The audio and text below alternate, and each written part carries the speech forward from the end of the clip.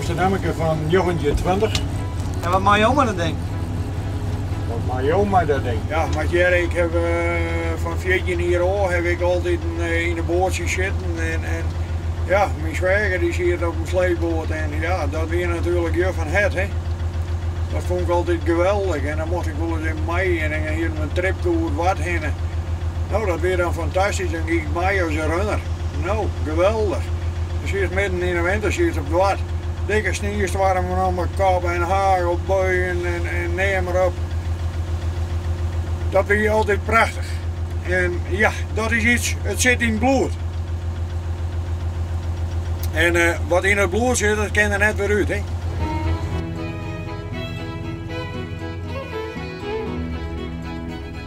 Ik heb mijn hele leven in de scheepsbouw zitten.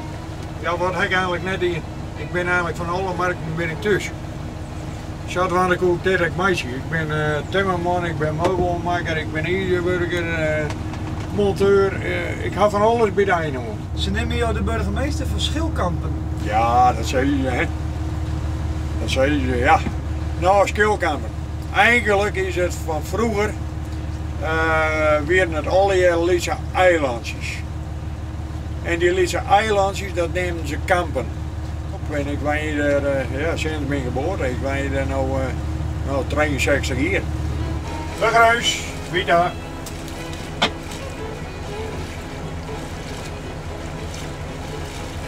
Ja, Vita, ik ga je de wol laten. Het is geweldig, kerel.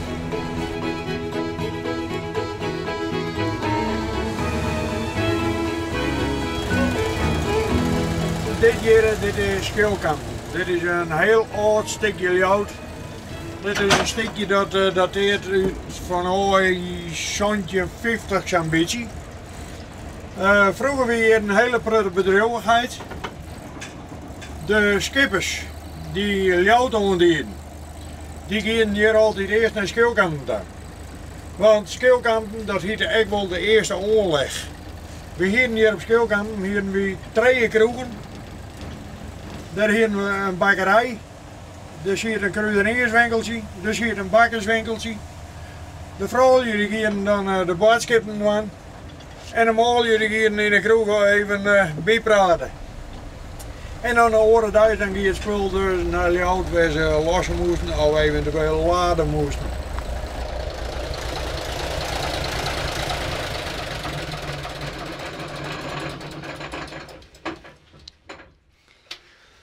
Nou, en toen weer het weer rust.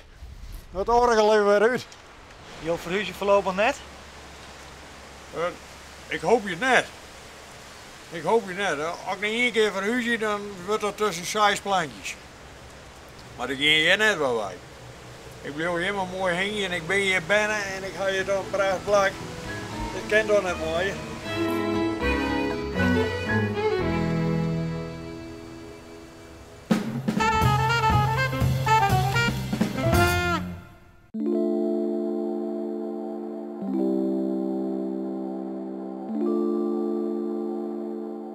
Dit is eekhoorntje. Eigenlijk mijn 3e haan. Eekhoorntje? Ja, hij zag er als klein kuikentje uit als een eekhoorn. Hij laat er mooi bij zijn. Ja, en ze vallen bijna in slaap. Ja? Ja. Is je wel eens echt in slaap vallen? Jawel, een keer. Alleen toen kwam Iban eraan en die maakte hem weer wakker. Oké. Hé, dat dus. Ja. Heb je een vervelend broertje dat hem weer wakker maakt? Ja. En is je wel vaker verveeld? Heel vaak. Wat doet hij dan? Nou, volgens mij voor de gein, maar hij slaapt me opeens op mijn wang. Dat is op zich heel vreemd. Oké. Wat doe jij dan? Niks. Nee? Nee, het doet geen pijn. Ik zeg alleen dat ik het vreemd vind. Oh ja.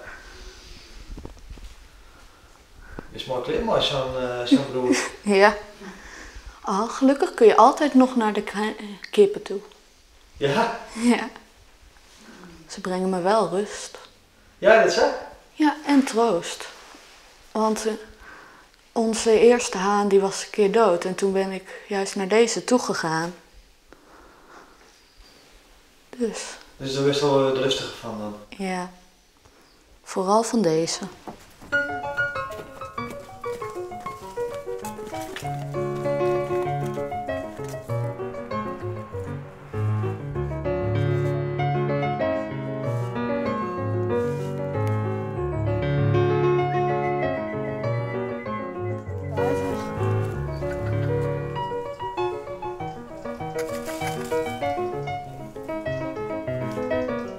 Die bruine. Die kleinste. Anders eens oppakken iemand? Of Met Dat hem lukt gaat nog het niet moeilijk. echt. Nee? Nee. Oh, dat vinden we juist leuk. Hey, ga er achteraan zitten. Mooi tv. Met een lalle muziekje onder. In je hand. Dat is het idee. En dat leg ik voor je neer.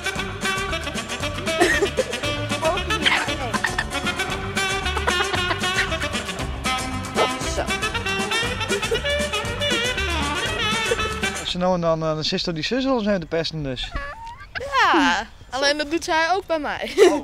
Oh ja, wat doe ik dan? Ik sla toch niet opeens tegen je wang? Alleen je zet soms wel een eek op me neer. Ja, dat is leuk. Zet hem gewoon op je schouder. Kijk, zo. Dat staat toch mooi? Je hebt ook eens een keer op mijn rug gedaan, hè? Ja, kan ik er wat aan doen? Jullie zijn soms net een getrouwd stel. Oh! Nee. Ik sta hoog boven hem.